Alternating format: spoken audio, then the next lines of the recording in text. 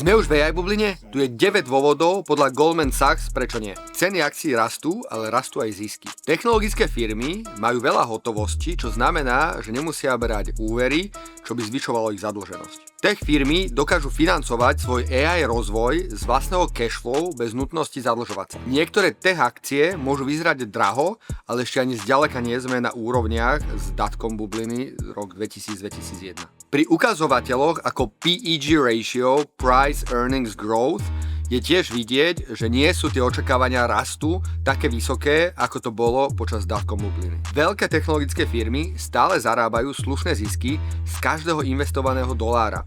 Takzvané ROE, Return on Equity, je teda naozaj tiež OK. Žiadne špekulatívne startupy.